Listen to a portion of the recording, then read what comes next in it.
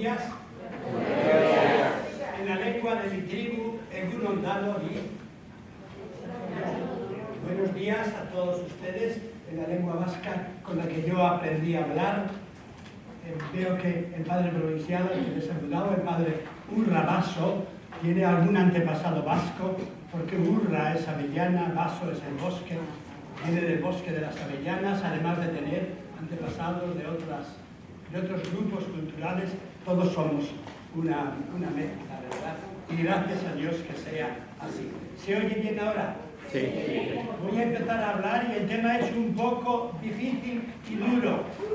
Intentaré hacer que no lo sea tanto, pero es lo que me pidió el padre Manuel, que hablara en el fondo de Dios, el dinero y el imperio, según la Biblia. Ayer hablamos de la primera temática, de Dios y el dinero, a partir de aquella palabra clave de Jesús que decía: dad, devolved al César lo que es del César y dad a Dios lo que es de Dios, refiriéndose a la moneda del denario.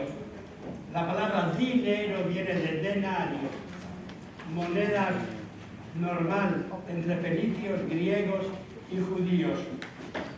Hoy, según el programa, os voy a hablar en esta primera hora de Jesús y los dos enemigos, Belcebú y Mamón, opresión personal, social y económica. Ese título fue el que le mandé al padre Manuel y él lo ha puesto aquí. Pero después, pensando el tema más largo, me ha parecido que es muy difícil hablar de todo ello. Y voy a hablar prácticamente solo de Jesús y Mamón, la mamona. Aunque las dos palabras, Belcebú y Mamón, están muy vinculadas. Belcebú significa el señor de la casa. ¿Quién es el señor de la casa? La casa es el templo, la casa es el imperio. ¿Quién es el que manda en esta casa? En la casa de la iglesia, en la casa de la nación americana, en la casa de la humanidad. ¿Quién es el Beel, Baal, señor, Zebú, morada? ¿Quién es el señor de la casa? Será Dios, ¿verdad? O el señor de la casa es el dinero. Y Dios está como un adorno que se pone, igual que en la habitación donde yo estoy, en el piso, ¿cuál es? El piso segundo, hay unas máscaras africanas muy bonitas, pero son folclore ahora para nosotros. Y tenemos a Dios como folclore, de tal manera que el señor real de esta casa es Mani, es decir, el mamón. De eso voy a hablar. Y quería hablar de las relaciones entre el dinero, mamón, y Belcebú, que son muy estrechas. Son dos palabras arameas que la tradición ha conservado cuando traduce al griego los textos. Palabras arameas conocéis alguna que está en la Biblia, como por ejemplo Abba, ¿verdad que sí? Talita Kumi y alguna más aramea que queda. Pero entre las palabras arameas son muy importantes estas dos, lo cual indica que han impactado a los oyentes de Jesús y que no las han traducido ni al griego ni al latín, sino que se conservan en su original arameo. Por tanto, la palabra, no sé si en Estados Unidos se conservan palabras de los siús, de los aztecas o de otros grupos culturales antiguos. El Evangelio conserva, sin traducir, la palabra mamón. Mamón, que significa aquello en lo que uno confía, viene de la misma raíz que amén. Mamón y amén son lo mismo. Cuando dices amén, dices que confías en Dios. Cuando dices mamón, dices que confías en ¿qué? En Dios. En Dios confiamos. Y como os decía ayer, enseñan un dólar. ¿Y quién es ese Dios en quien confías? ¿Es el Dios de lo alto? ¿Es el Dios Padre de Jesús? ¿O es el dólar? Y la otra palabra, Belcebú. ¿Quién es el señor de la casa? El señor de la casa es Dios. Y cuando se jura la Constitución y la jura el obispo o el presidente, quien sea, jura sobre la Biblia, como diciendo que el gran Señor es la Biblia, el Dios de la Biblia, o es otra cosa, y eso del Dios de la Biblia es un folclore que queda, eso cada uno que lo vea, que lo sienta a su manera. Voy a empezar contando dos anécdotas. Estuve el año 94 dando un cursito, entonces podía dar el curso en inglés, hoy no podría. Y me llevaron a Atlantic City. Estaba en Filadelfia, había allí un mercenario, yo era mercenario italiano, santo, santo, santo, y le dije, no quiero ir, no me gusta ir. Me dijo, vete, hijo mío, porque es la ciudad con Las Vegas donde más pecados se hacen en el mundo. Y le dije, ¿pero cómo? Fíjese usted que hay millones de hombres hambrientos y jugar millones y millones en Atlantic City, eso es pecado. Y es pecado mortal. Y casi no hay otro pecado mortal que ese. Que el dinero de los pobres se juegue a un tipo de lotería, ¿verdad? Y fui allí y estuve y vi algunas cosas, y para decir que no era demasiado así, como dice rigorista, jugué $1. Dije, pues ya he jugado, o sea que ya he pecado, ¿verdad? Pero no tengo nada por principio. Y vi una cosa muy curiosa, que en las calles de Atlantic City, en Las Vegas no estaba, entre salón de juegos y salón de juegos, había casas de adivinos. Y era lo que más vi, lo que más me sorprendió. Adivinos de esos que echan las suertes y te dicen qué número va a tocar, pero no debes saber mucho porque la gente no acierta a la primera, ¿verdad? Bien, eso para mí fue bastante importante. Y después quiero contar otra anécdota cuando iba a hablaros hoy del dinero y el diablo. Sobre el diablo no tengo mucha experiencia, no sé el diablo interior que llevo dentro. Y os voy a decir más o menos que para Jesús el diablo está muy vinculado al dinero y que en el fondo son lo mismo, el diablo y el dinero. Os quería explicar eso con más extensión, pero no tengo mucho tiempo y voy a centrarme básicamente en el dinero. Estaba en Roma, en un año de esos que me expulsaron de la universidad, residía en la iglesia de los mercedarios, en el Viale Regina Margherita, y venía allí todos los jueves a predicar y a hacer exorcismos, quizá el exorcista más famoso que ha habido en la iglesia cristiana católica de los últimos 100 años, un hombre para mí cordial y un hombre triste y un hombre que ha terminado bastante, pues no sé si mal o bien, se llamaba Milingo. A lo mejor habéis oído hablar de él. Era el presidente de la Conferencia Episcopal de Zambia, África. Y le acusaron, siendo el arzobispo y presidente de la Conferencia Episcopal, le acusaron de hacer exorcistas apelando más a la medicina tribal africana y no a Jesús.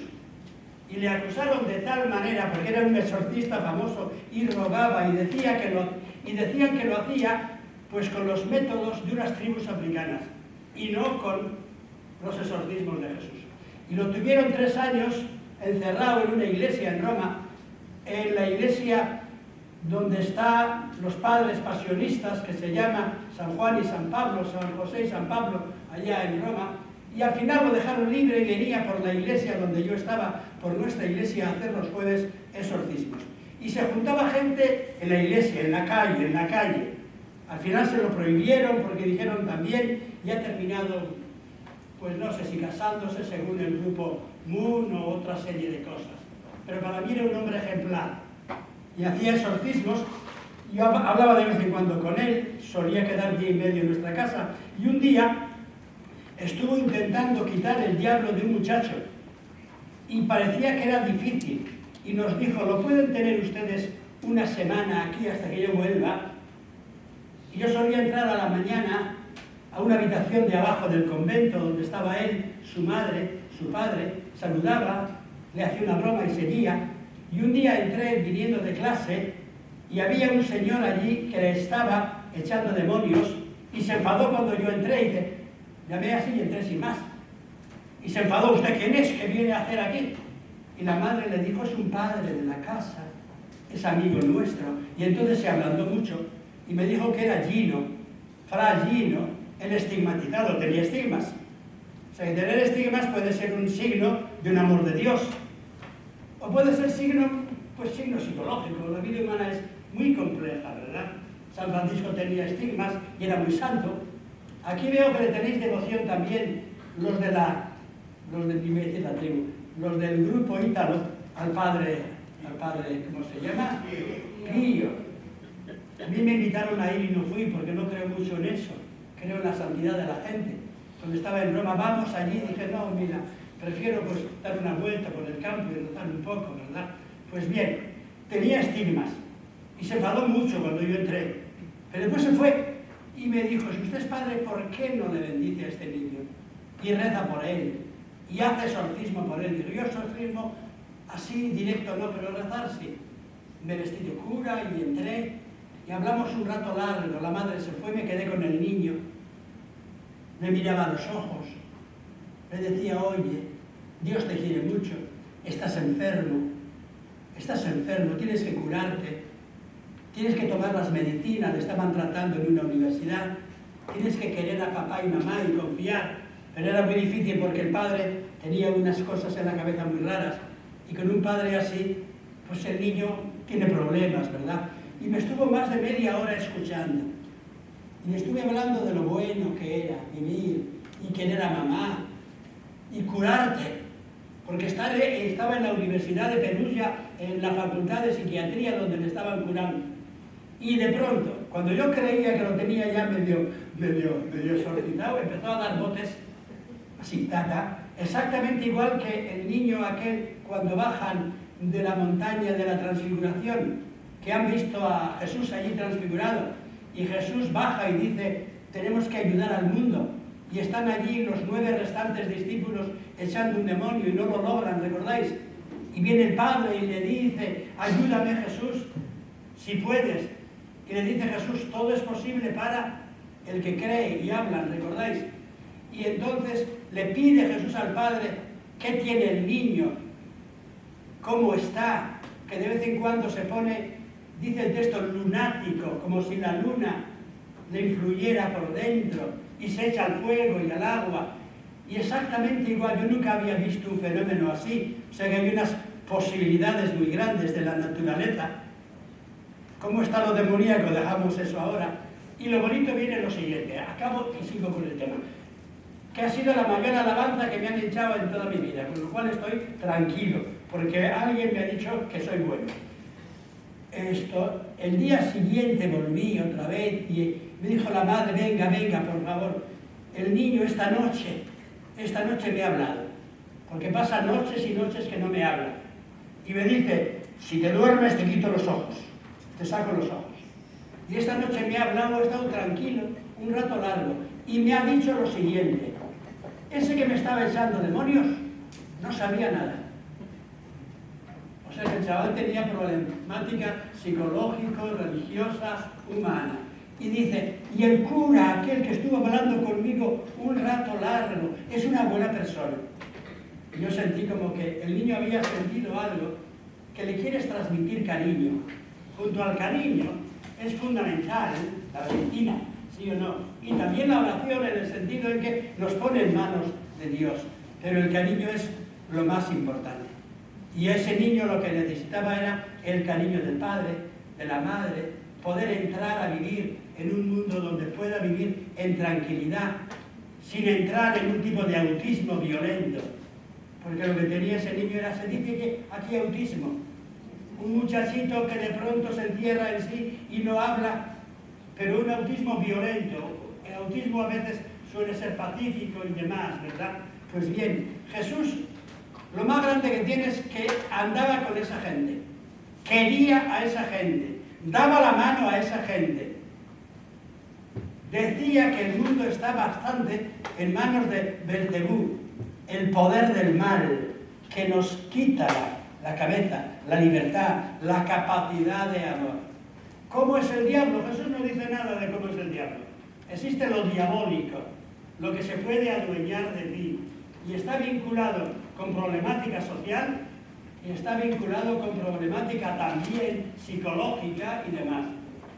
Y actualmente se hacen muchas películas de exorcismos, pero eso en el 99% es money, dinero, para sacar dinero de esas películas. Aunque lo demoníaco es terriblemente importante. Y para Jesús, lo demoníaco, donde más presente está, es allí donde el hombre queda en manos del dinero y no del amor. Y por eso hay una relación muy profunda entre el mamón, donde domina el dinero solo. Y el niño solo crece ¿con qué? Con amor. El niño solo crece con ¿cuántos años de amor necesita el niño? Dicen que hasta 7 para poder hablar y para poder normalizarse un poco. Dicen otros, cuando tienes un amigo que tiene un niño, le pides a Dios, voy a pedir a Dios para que te dé 20 y tantos años de salud, para que en esos 20 y tantos años eduques, acompañes, animes al niño, que si puedes, le des un poco de dinero para que viva un poco, pero le des amor y amor y amor. Porque sin eso el niño se va a volver loco, de una manera o de otra. Esta relación entre el demonio, que es lo opuesto a Dios, y el dinero, que es lo opuesto a Dios, esta relación la estudié un poco en un libro que todavía debe haber algún ejemplar. Ahí, esto es propaganda, no me hagáis caso. Hacen falta cada tantos minutos propaganda en la televisión, ¿verdad? Propaganda. Me interesaba mucho cuando escribí eso, ver la relación entre Dios que libera, que ama, que tranquiliza, que transforma y también te exige. Porque Dios te dice, cuidado, que te puedes estropear. Y te lo dice por amor, ¿sí o no? Como la madre le dice al hijo, hijo mío, cuidado por ese camino, destruyes tu vida. Y se lo tiene que decir con amor infinito. Por eso es el Dios que te ama infinitamente, pero que al mismo tiempo te dice, ten cuidado, puedes perder la vida. ¿Por qué? Porque Dios nos ha hecho con libertad. Y libertad significa que puedes escoger el bien o el mal. No somos unos robots, se dice robot, que estamos programados y nos han programado aquí atrás para hacer lo que manda la máquina de atrás, ¿verdad? La computadora, decís, que me han metido en el cerebro. Yo no tengo una computadora en el cerebro, tengo, pero es una computadora que me permite, que me obliga a escoger y me sitúa ante el bien y el mal, ante el amor o el odio, ante Dios o mamón. Y le digo a Dios, pero ¿por qué me has hecho libre? ¿No sería mejor que me hubieras hecho programado como una máquina? Dios te diría, pero entonces no te podría querer, no te podría amar, ni tú me podrías amar. Estamos, por tanto, programados pero desprogramados, que tenemos que escoger nosotros. Y en ese sentido, yo pienso que para el Evangelio de Jesús, los textos más importantes, los gestos más importantes, son aquellos en que nos sitúan ante la gratuidad del amor, con todo lo que eso implica en familia, en vida personal y social, o una vida totalmente entregada al tener, al poseer, a divinizar el dinero. Esto es la primera página de la Biblia. Después de crear a los hombres, les dice Dios, ahí os pongo un árbol, ¿verdad? Este árbol es el signo de ¿quién? De la vida y de la muerte. ¿Es el signo de quién? Del bien y del mal. Escoger. Según la Biblia, normalmente los hombres hemos ido escogiendo lo malo, pero queda la elección del bien también. Y estamos aquí. Pues bien, sigo desde aquí. Y voy a comentar hoy el primer texto, que es el de Mateo 6, 24. Mateo 6, 24, que tiene un equivalente en Lucas. Pero voy a trabajar hoy un poco más el texto de Mateo, que es de los más importantes de la Biblia. Yo diría casi el más importante. Para mí ha sido un texto que he tenido que estudiar por oficio, porque durante muchos años he sido profesor de una cosa que se llama teodicea, que es ¿qué es Dios?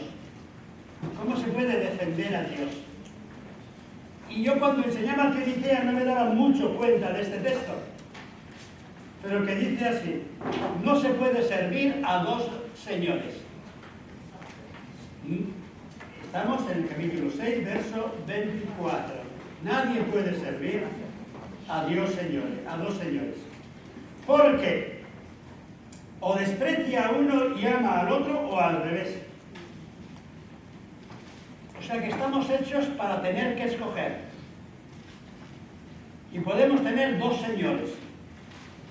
Un señor que me va a esclavizar y destruir, o un señor amigo que me va a dar vida y me va a mantener en camino hacia la vida. No podéis servir. Servir es uniros, servir es amar. No podéis servir ¿a quién? A Dios y a Mamón, que se podrá traducir la riqueza, el capital, el dinero absolutizado. No podéis servir. Servir significa amar. Podéis utilizar evidentemente el dinero, utilizarlo, pero si vivís para servir al dinero, no podéis servir a Dios, porque el dinero convertido en absoluto es lo opuesto a Dios. Este pasaje, Mateo 6:24, está en el centro del Sermón de la Montaña. Es como la perla preciosa escondida y manifiesta clara en el Sermón de la Montaña. Entre el capítulo 6, verso 19, y el capítulo 7, verso 11 del Evangelio de Mateo. Dejo lo de Lucas para más tarde. Este texto del Sermón de la Montaña consta de 5 pasajes. Primer pasaje, que es versos 6, 19 y siguientes.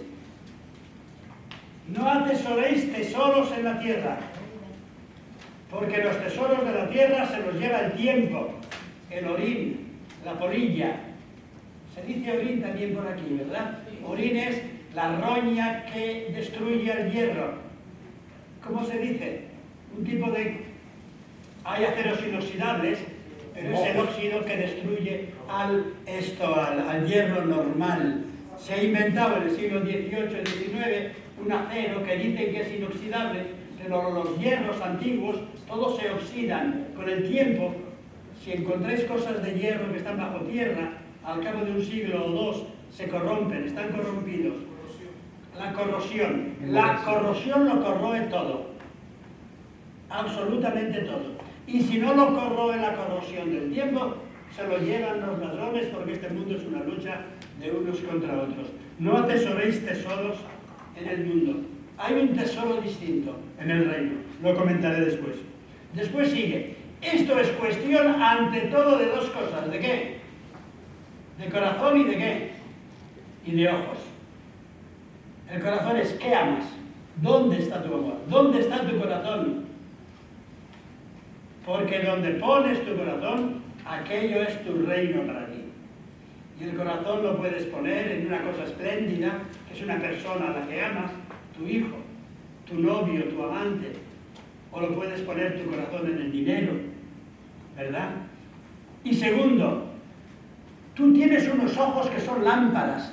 Tú no ves las cosas, tú iluminas las cosas y proyectas en las cosas el valor que tú le das. Es decir, las cosas tienen valor en sí. Ayer os cité a aquel grandísimo filósofo sociólogo que estudió esto con mucha fuerza, que era Marx. Y Marx decía en el fondo que todo depende de la manera como nosotros veamos las cosas. Y ve uno un paisaje y dice bendito sea Dios. Ve otro un paisaje y dice aquí hay unas minas de hierro de las que voy a sacar yo $1.000 millones, ¿sí o no? Entonces, ¿qué veo yo en las cosas? ¿Qué valor le doy yo a las cosas con mis ojos? En el centro pone Dios o mamona. Y sigue después, hay que aprender a querer, a tener un buen corazón y unos buenos ojos. Por tanto, la transformación no es la del dinero, sino la transformación mía. Y esa transformación mía podrá poner el dinero al servicio de qué? De que todos coman. ¿Al servicio de qué? De que haya educación para todos. ¿Al servicio de qué? De que las personas puedan vivir con cierta tranquilidad, ¿verdad? Y tercero, último, Y todo esto termina en aquella frase que es ingenua. Jesús era un niño. Y genial. Mirad, ¿qué vais a mirar? Mirad los lirios, se dice lirios, un tipo de azucena, que solamente florece cuando, una semana, 2, 15 días. 15 días es ya mucho. Y dice Jesús en un lugar, mirad los lirios del campo, que un día están bellísimos y el día siguiente se marchitan. Es un campo bello. Podéis admirar el campo. Mirad los pájaros del cielo, viven. Los lirios no hilan, no trabajan para tener vestido. Y sin embargo son hermosos. Los pájaros no siembran. Y sin embargo podéis ver en los pájaros y en los lirios el signo de Dios y vivir en una naturaleza bonita. Pero el tema es complejo. Porque los lirios no tienen que hilar, los pájaros no tienen que sembrar, pero el hombre para vivir tiene que hilar y sembrar. ¿Hilar y sembrar para qué? Para poder compartir la vida, y tiene que organizarse un poco para compartir la vida. Estos son los temas que voy a desarrollar. Ahora ya con un poco más de rapidez. No atesoréis tesoros en la tierra, donde la roña, la corrupción lo destruye todo el tiempo, y donde los tesoros guardados crean deseo de posesión de otros, y vivimos con miedo de que vengan a robarnos lo que tenemos. ¿Quiénes? Los otros.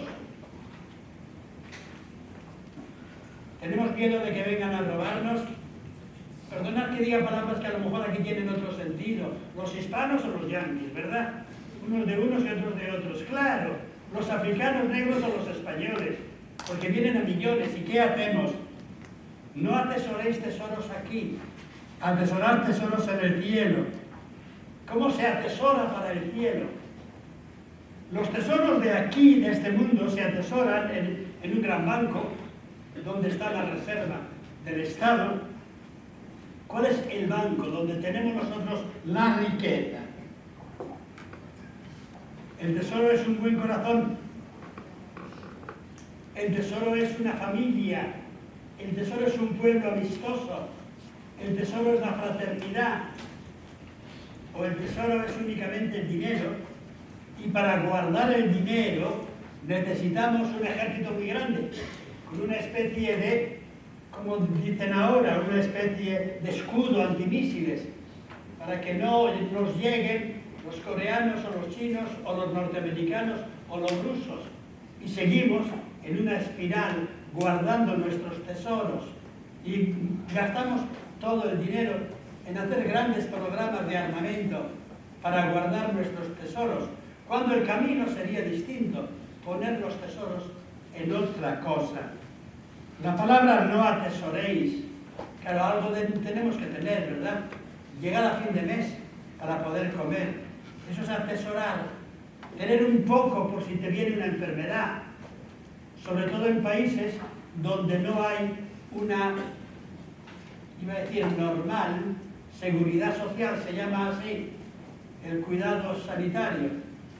Ya os dije ayer que tengo una mujer un poco enferma y el Estado español tiene hoy por hoy una buena sanidad pública y le tienen que poner cada mes, tienes que ir al Hospital General y te dan cita y te dan la inyección que se tiene que poner, que sería el equivalente al mes de unos 1.500 dólares, que no podríamos pagar, pero que el Estado lo hace y lo tendría que hacer con todo ciudadano español que tiene un documento de identidad, porque hay dinero para eso y porque por otra parte a la universidad con una buena facultad de medicina le conviene eso, porque son medicamentos nuevos de tipo biológico para enfermedades raras y demás, y no tienes esa preocupación, la preocupación de que vives en un estado donde tú confías en que el Estado va a cuidar tu salud, ¿verdad? No en todas partes sucede eso. España es de los países de Occidente donde por ahora hay un tipo de seguridad social donde no te preguntan de dónde vienes ni a dónde vas, sino si eres un ciudadano español, ¿verdad? Entonces, no atesoréis ¿Atesorar para qué? Para que los hijos puedan vivir, para comer el fin de semana, cada día, para que puedan estudiar los hijos. No atesoréis. ¿Esta palabra a quién se le dirige? A mí pues me da un poco, bueno, soy ya viejo y habrá un camino. A mi mujer que es joven está enferma, le entra el problema. Algo tenemos que tener para poder seguir viviendo, ¿sí o no? ¿Quién tiene que atesorar? El Estado. Cada mañana el jefe de Estado tiene que andar mirando cómo andan en los índices de no sé qué, del dinero y demás, ¿verdad? Porque es una empresa económica. La Iglesia tiene que andar mirando qué dineros tiene, perdón, el Padre Provincial, qué dineros tiene el Padre Provincial para poder mantener las casas y las misiones y demás, ¿verdad? Y ese dinero es para un servicio de evangelio, para un servicio social, para un servicio humano. No atesoréis.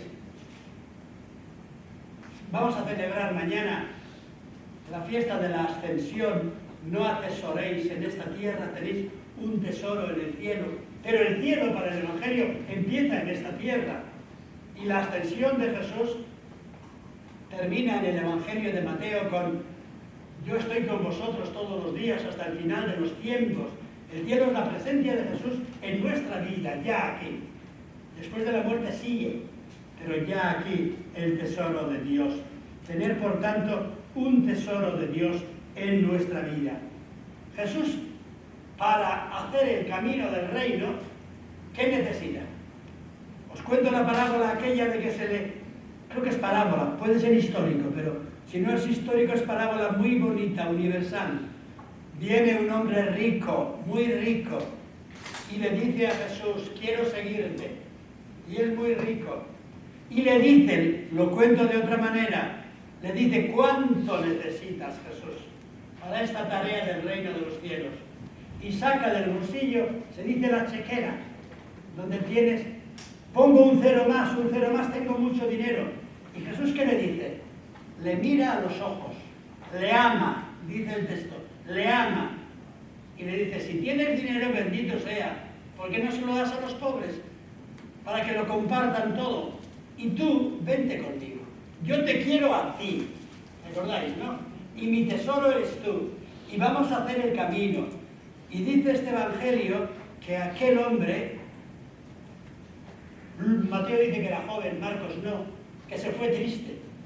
¿Por qué se fue triste? Porque tenía mucho dinero. O sea que Dios no necesita dinero para el reino. Necesita cambio de corazón de las personas. Capacidad de desprendimiento para los pobres, capacidad de hacer un camino, y todo esto dentro de un mundo donde lo que tenemos que cambiar es el corazón y es los ojos. Leo: lámpara es tu ojo. Es el verso 22-23. Si tu ojo está sano, todo tu cuerpo estará luminoso. Pero si tienes un ojo malo, todo será oscuridad en ti. Cambia la manera de ver las cosas. Cambia la manera de entender las cosas. Voy a repetirlo otra vez. El tema no es el dinero fuera, que también es tema, como seguiré viendo. El tema es mi actitud ante el dinero, mi forma de ver las cosas. La mía y la de los otros también. Podemos vivir en una sociedad donde lo que importa, el único valor real, ¿cuál es? El único valor real, ¿cuál es? Solo las personas. Lo que vale son las personas. Cada persona tiene un valor infinito. Entonces, ¿están las personas al servicio de un sistema económico o está el sistema económico al servicio de todas y cada una de las personas, especialmente de los más pobres? Hay un ojo bueno. Mirar las cosas con amor, con sencillez. Mirar las cosas y la vida con confianza.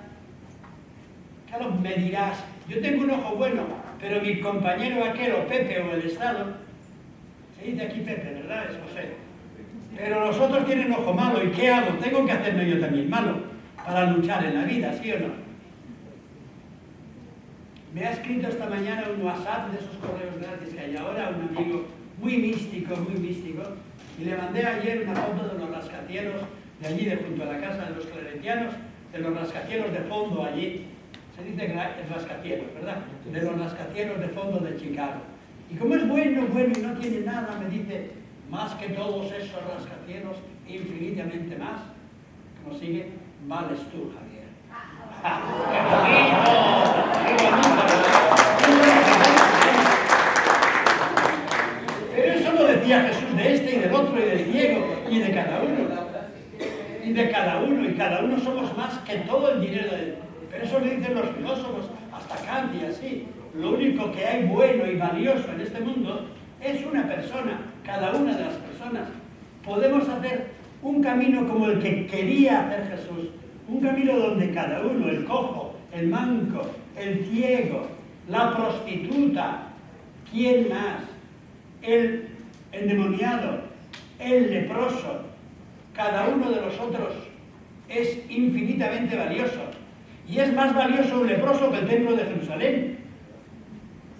Es más valiosa una prostituta que el sistema imperial de Roma. La prostituta puede ser buena persona y está porque la vida le ha puesto ahí. Podrá haber algunas que son malas también, malas personas, claro, porque la vida está mezclada entre cosas y cosas, ¿verdad? Pues bien, cambiar la manera de ver las cosas, tener un ojo limpio y sano, y saber que lo único que vale en la vida es cada una de las personas. Y después de haber hecho esta reflexión, el texto dice, nadie puede servir a dos señores. No se puede servir a dos señores. ¿Por qué? Porque a uno se ama y a otro se odia. No podéis servir a Dios y a Mamón. Voy a ir rápido porque hoy no podemos parar como ayer. Tenemos que terminar a la hora para poder tener un descanso a las 10:20, ¿verdad? O sea que termino en 15 minutitos y hacemos un poco de diálogo. La palabra mamón, os he dicho antes, que es una palabra aramea que se utiliza en el campo de los comerciantes fenicios, aquello en lo que tú confías. Viene de la misma raíz que amén. Dios es amén, aquel en quien tú confías, ¿sí o no? Y termináis cantando amén, amén o como sea. Confío en Dios, ¿verdad? Pero de hecho, hay un tipo de gente y de cultura que dice Dios, pero confía solo en Mammon, que significa aquel en quien tú confías, que es el dinero. Lo contrario a Dios, por tanto, es un dinero absolutizado. Es lo opuesto a Dios. El tema no es teoría sobre Dios en abstracto, si existe o no. El tema es que si no tienes Dios, normalmente conviertes al dinero en Dios. El tema no es si una persona dice yo creo en Dios. El tema es si una persona y una institución confía radicalmente en el Dios del Evangelio, que es la gratuidad y el amor, o confía solamente en el dinero absolutizado. Y como os decía ayer, desde el siglo XIX, ya antes, estamos construyendo una sociedad donde el único valor real que existe es un valor económico. Lo contrario a Dios es el deseo de tener y la divinización del dinero. Divinizar ídolos pequeños es algo folclórico. Esos ídolos de Canadá que están una máscara y otra, pero son muy bonitos, son folclóricos. Los dioses de la mayor parte de los pueblos de mi tierra vasca o de por aquí han terminado siendo dioses amables y folclóricos de la luna, de las estrellas, pero todos esos dioses son secundarios. El único Dios real es el Dios dinero, que a todos les domina, que a todos les pone a su servicio. Hemos inventado el dinero para servicio humano, porque el dinero es para servicio humano, pero lo hemos convertido en Señor que nos esclaviza a todos. El dinero es un ídolo englobante, el único Dios que existe. Algunos dicen que hay muchos dioses, pero de hecho solo hay un Dios, que es el Dios del cielo, el Dios de Jesús, o el dinero. Y todos los demás están al servicio del dinero, los pequeñitos dioses que hay por ahí. No estamos, por tanto, ante un politeísmo, sino ante un monoteísmo económico. Mamón es el único Dios que domina en este mundo. Es un Dios hecho con mano de hombre. Lo han construido los hombres. Y es un Dios de tal manera poderoso que puede utilizar incluso a los templos. El templo de Jerusalén para Jesús era el templo de un ídolo, del ídolo dinero. Porque el templo de Jerusalén era, ¿recordáis?, una cueva de bandidos reunidos para hacer negocio con la religión. Estaba un poco melancólico Jesús, ¿verdad? Un poco exagerado quizás. O tenía razón radical, que se había convertido el templo de Jerusalén con los grandes sacerdotes en un lugar para robar en nombre de Dios, para utilizar a los pobres en nombre de Dios y para dominar el mundo. El descubrimiento de Mamón como ídolo supremo es uno de los grandes descubrimientos sociales de la historia, no solo religiosos, sino sociales. Y todavía no nos hemos dado cuenta de ello. Dejo Estados Unidos porque no conozco esta sociedad, pero el rey de España, el presidente del gobierno de España, los grandes señores de las corporaciones de España no saben esto.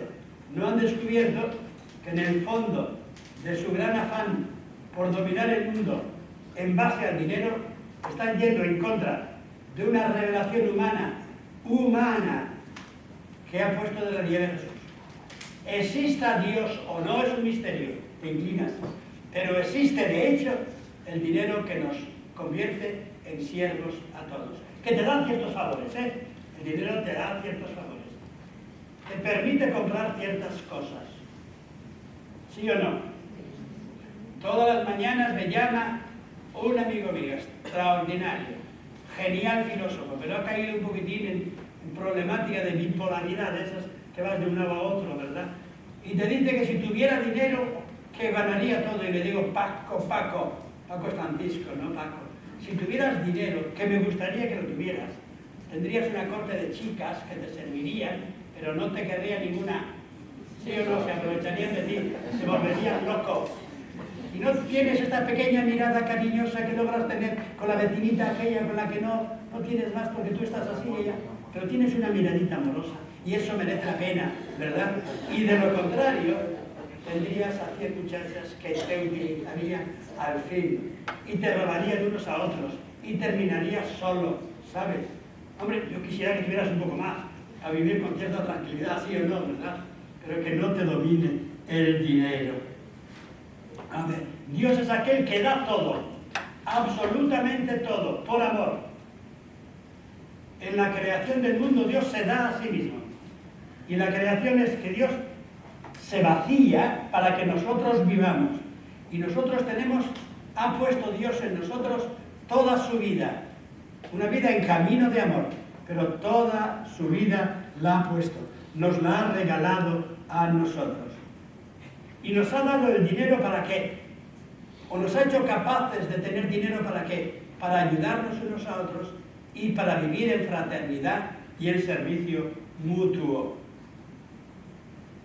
En el texto del Éxodo, cuando se dice que Moisés va a la montaña, en la montaña descubre un fuego que arde en la zarza y ese fuego es la vida que arde. Y escucha una voz al descubrir al Dios en el fuego, una voz que le dice, Moisés, vete ¿a dónde?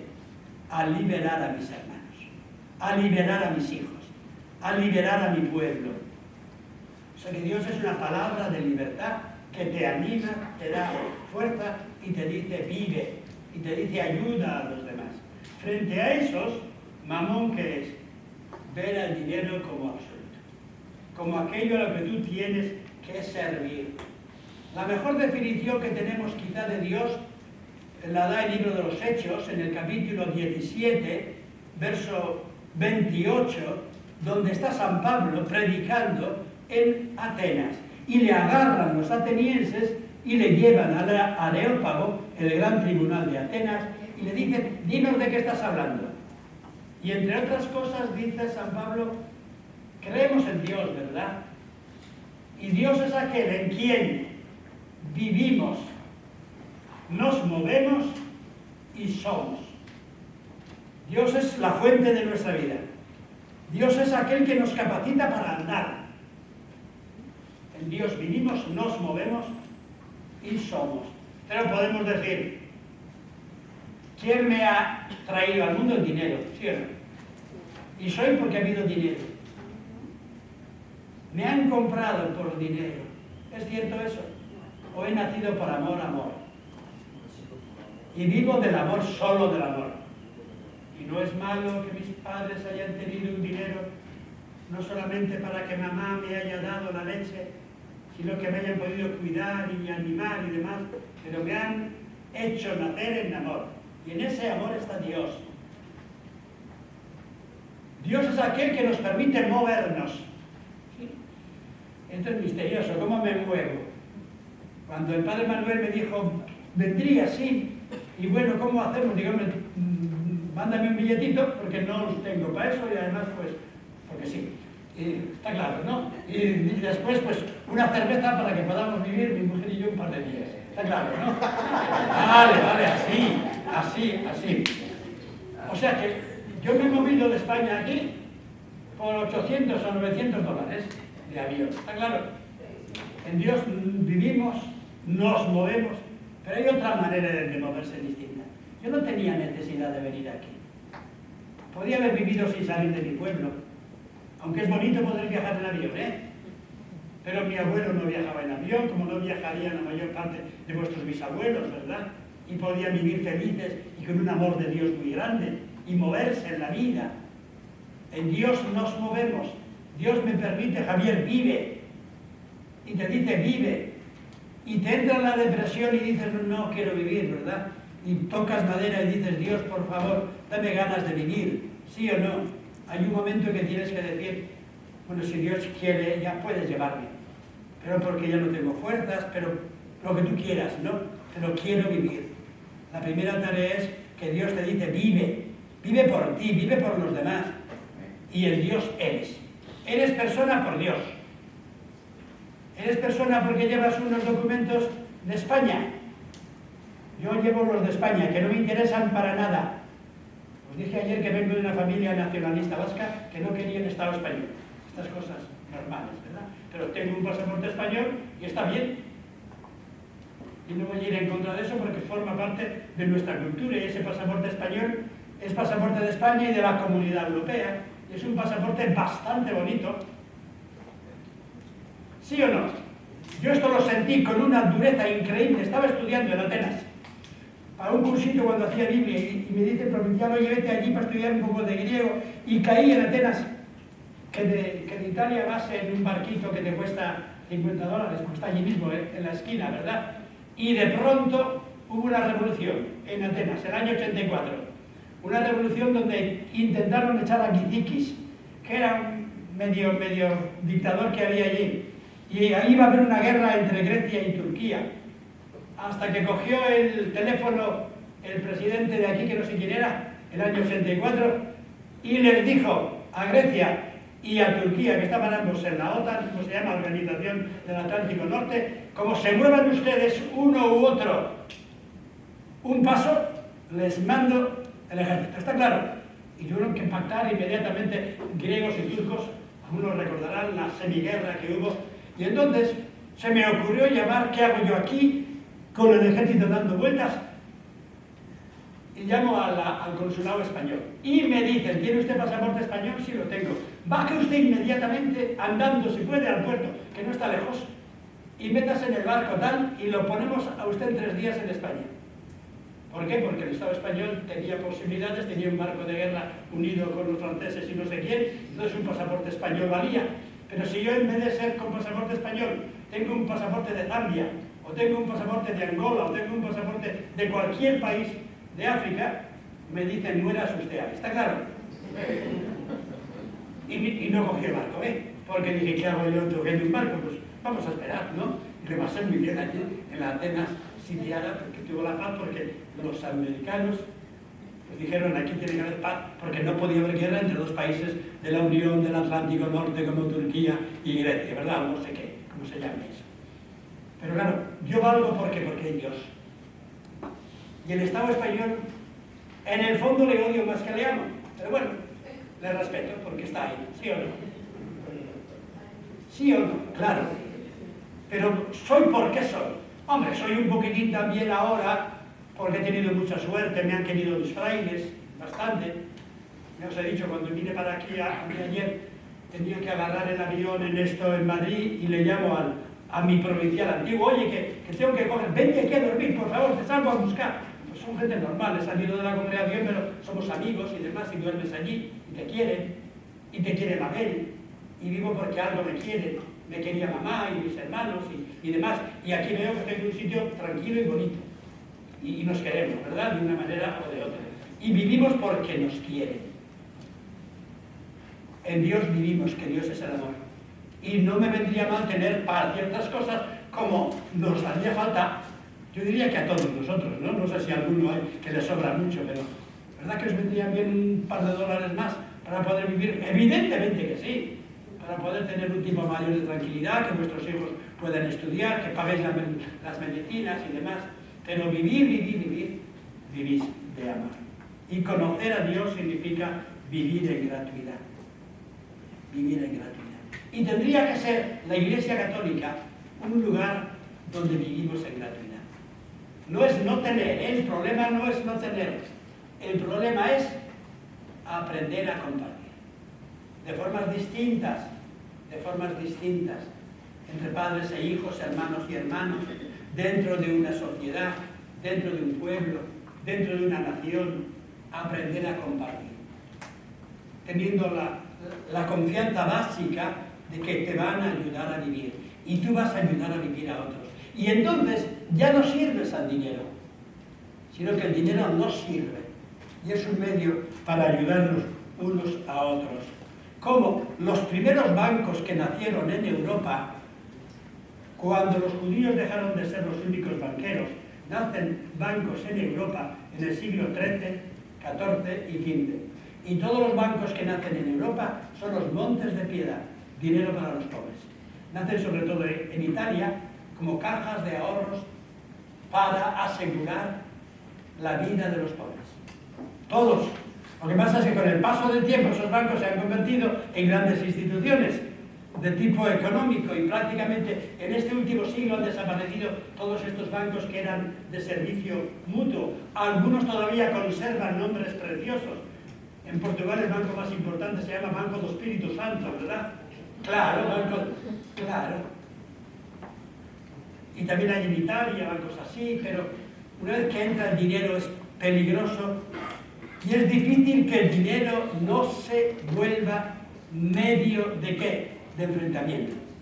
Y los hermanos se quieren mucho, acá, que se quieren todos los hermanos infinito, pero llega la herencia y demás, y no es siempre, pero a veces se da que los hermanos se enfrentan por la herencia del dinero, ¿verdad? Y es triste que sea así. Y acabo, no os agobiéis. En medio de todo esto no os agobiéis. No os agobiéis, ¿no se dice? Sigue el texto, en 6:25. No os agobiéis por la vida.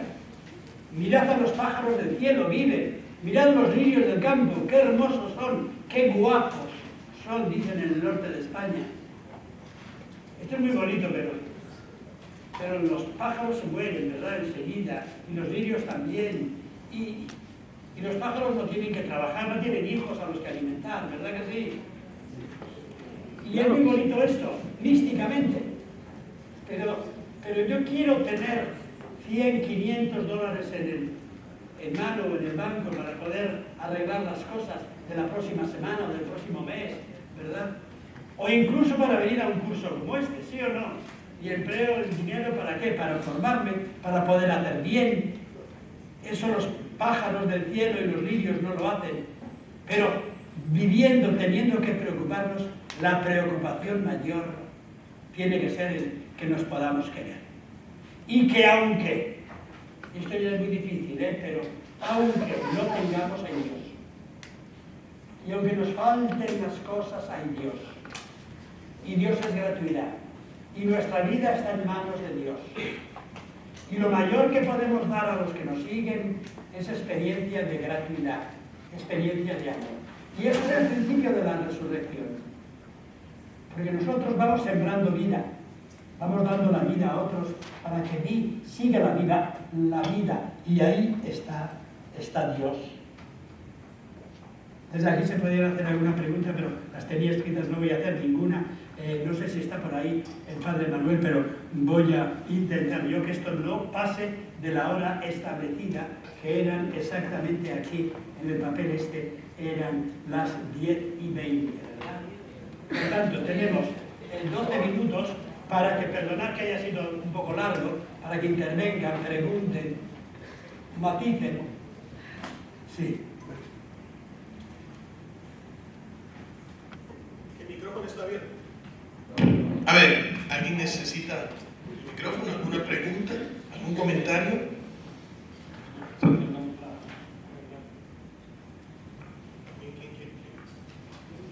Si está cerca, levante la mano. Si no, sigo yo, pero vamos, prefiero que intervenga. Esto es bueno para tener un feedback, ¿verdad? Si alguien ha comprendido algo.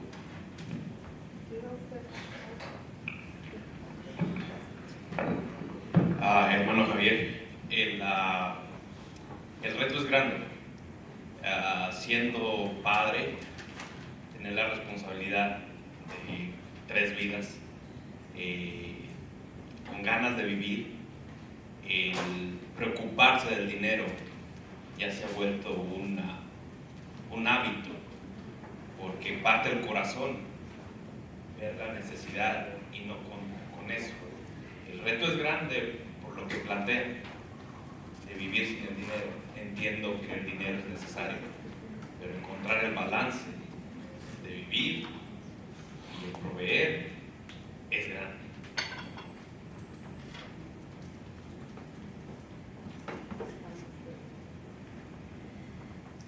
Preguntaba allí y después te respondo. Pues más que pregunta, o bueno, sí pregunta, y es que efectivamente ha planteado la idea de la absolutización del dinero, pero me queda la duda, y es que al lado del dinero, o sea, el dinero se absolutiza por algo, y en eso tiene que ver los modelos políticos.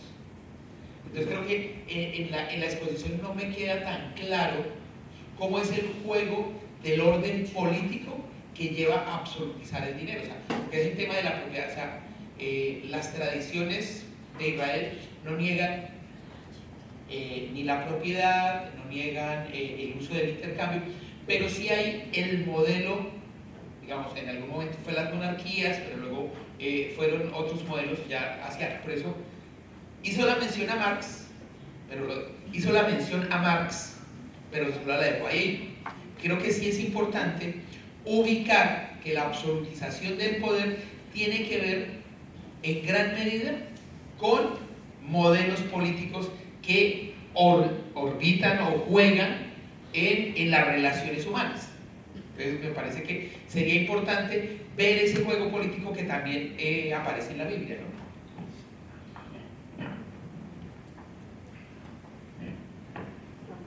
Voy a decir un poco, este es un tema clave, no he entrado en él. ¿Se oye así? Sí. No he entrado en él, he citado a Marx porque sé que aquí no se recibe muy bien y porque quiero presentar, simplemente porque tiene el estudio del Capital, que es el estudio clave. Después, cómo el marxismo intentó interpretar el trabajo que tiene sobre el Capital, me viene fuera de campo. Entonces, no quería haber entrado en esa temática. Entre los teóricos que yo he leído sobre eso, pues el mayor quizás sigue siendo un alemán llamado Max Weber, que ha estudiado esto con gran fuerza, y sobre todo un judío húngaro llamado Polanyi, que estuvo al final aquí en Estados Unidos, donde cuenta las cosas diciendo que nunca el dinero ha sido lo definitivo, porque los hombres han vivido hasta hoy de tradiciones sociales, de agrupaciones sociales. Y él vino en la guerra última y murió enseguida de la guerra, el año 45-46 del siglo pasado. Y dice cosas extraordinariamente significativas. Por ejemplo, en las culturas tradicionales, primitivas, salvajes, nadie se moría de hambre. ¿Por qué? O porque moría toda la tribu, o porque eran solidarios. Que por tanto, las tradiciones de solidaridad han sido importantísimas en todos los grupos humanos que han tenido culturas solidarias, donde evidentemente había tribus muy pobres y tribus que casi mueren, la tribu entera de pobreza, pero hubiera sido un escándalo que hubiera muerto un individuo de hambre con una tribu rica. Que ha sido precisamente la modernidad la que ha introducido unos cánones distintos donde se puede vivir en el país más rico del mundo y morir de hambre o estar en el borde del hambre. Que eso es una locura social. Él es judío y viene de tradiciones judías, donde pues, la solidaridad entre grupos y tribus y todo lo demás. Dice que estamos en un momento de locura humana que nos puede llevar al exterminio de la humanidad como tal. Y de los que descubre eso por anticipado, es Jesús el que mejor lo descubre. Y el Apocalipsis, donde descubre en una sociedad que se pueda hacer de alguna manera tan, como diríamos, insolidaria, que puedan morir dentro de ella individuos de hambre. Y claro, el tema es doble, ¿eh?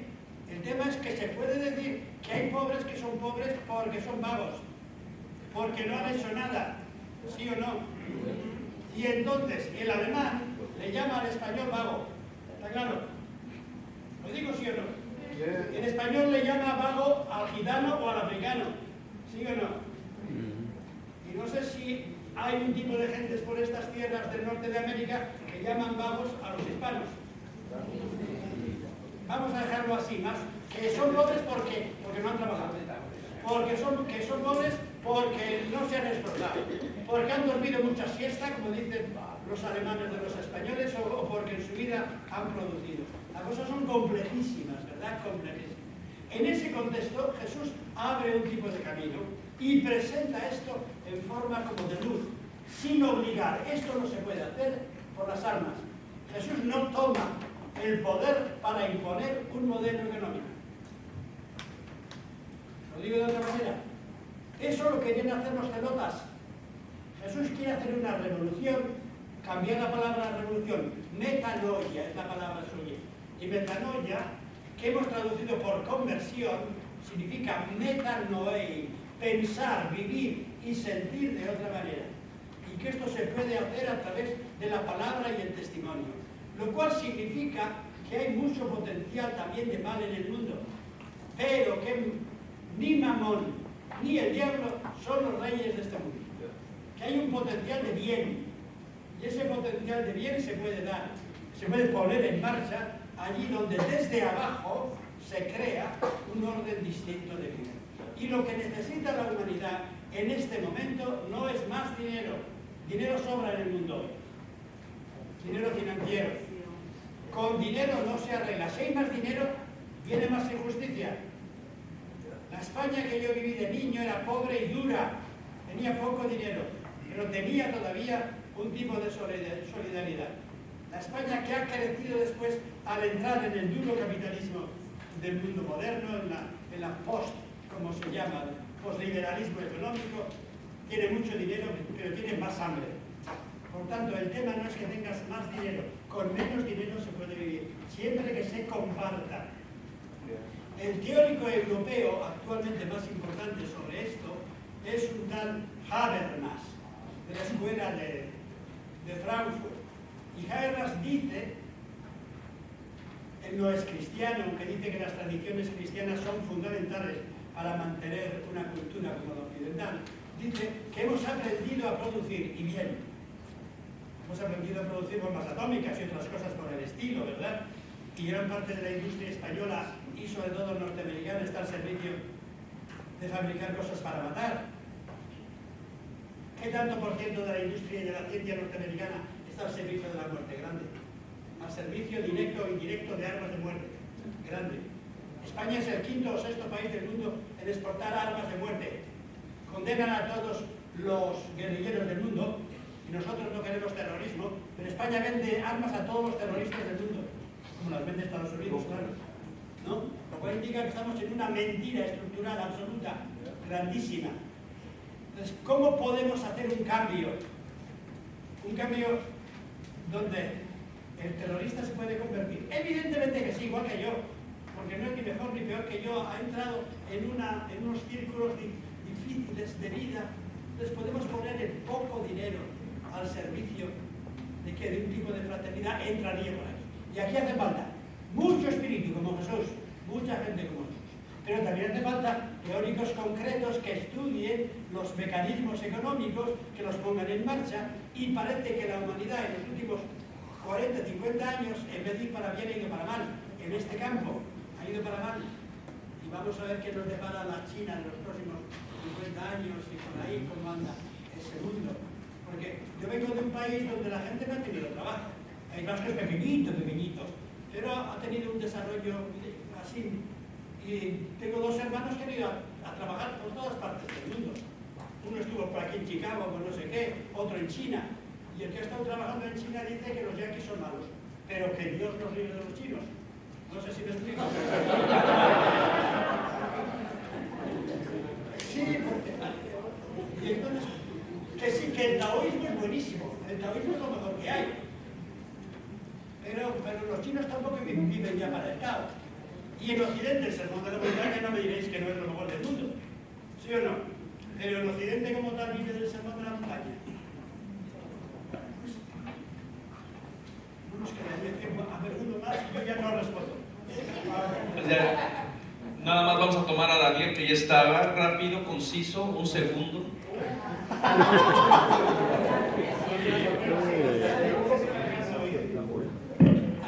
Bueno, pero entonces la dualidad entre el ser y el tener está bien clara, o sea, yo ya la capté totalmente.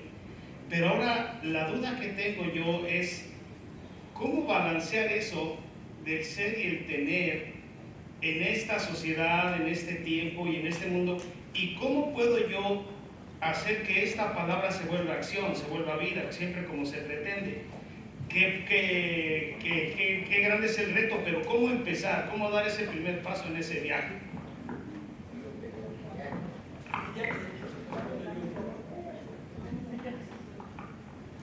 La última pregunta vamos a tomar la de Silvia, para que no se nos pase el tiempo.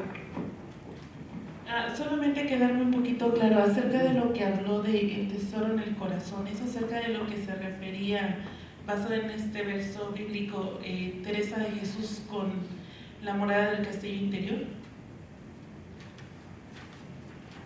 Voy a deciros dos cosas, porque después tengo todavía tiempo para hablar, ¿verdad que sí? Sí. Respecto a esto, el ser es fundamental, pero no hay ser sin tener, ¿eh? No hay ser sin tener. Por tanto, somos teniendo. ¿Y cómo tenemos? Pues primero para ser yo, y segundo para compartirlo con los demás. Y solo tengo de verdad aquello que doy. Dice el Evangelio que solo tenemos de verdad lo que damos. De tal manera que el que no muere, el que no da lo que tiene, se le pudre lo que tiene dentro. Esa lección la sabe la mamá normalmente. La mamá vive para que viva el niño. Y sabe que es bueno que tenga desde el pecho con la leche, ¿hasta qué? Hasta cariño, hasta buenas ideas, hasta que el cuerpo le funcione bien, para poder dárselo al niño. Y es precioso, por tanto, tener para dar. Y normalmente, en esta cultura, como en cualquiera, hasta los 7 o 10 años, se educa bien a los niños. Se les dice que hay que compartir, ¿sí o no? Se les dice que el pastel es para todos, ¿sí o no? Pero cuando el niño llega a los 13 años, se le dice todo eso ha sido mentira. Aquí el que vale, vale, y el que no, no. El que puede, puede. Es así. Y el que puede estudia y gana, y tú sigue adelante y triunfa. No. No se dice tácitamente, pero... De hecho, se le tiende a decir eso. De hecho, se ponen unos dibujitos muy bonitos donde el blanco, el negro, el ruso, el chino y el indígena vasco o el indio norteamericano, que somos iguales. Pero al llegar ya a los 14, 15 años, ya se empiezan a separar las cosas, y el que estudia y el otro y demás, ¿verdad? Entonces, mantener ese ideal de madre, Dios Padre, Madre, que eso es posible, llamarle a Dios Papá, y que somos todos hermanos. Y el tesoro del corazón, claro, es lo que dice Teresa, pero lo que dice Jesús también, dice San Pablo, que tenemos un corazón vinculado a unos ojos, y la manera de querer que tengamos. Un querer que no es solamente sentimental, sino que es también un querer dándole a los hijos lo que tengo, que es pues una carrera o darle una comida y darles también unos bienes, un corazón que sea un corazón compartido. Yo creo que al Padre Provincial no la habremos aburrido demasiado. Gracias. Bueno, muchas gracias. Esta es la primera parte. Le doy las gracias a todos ustedes.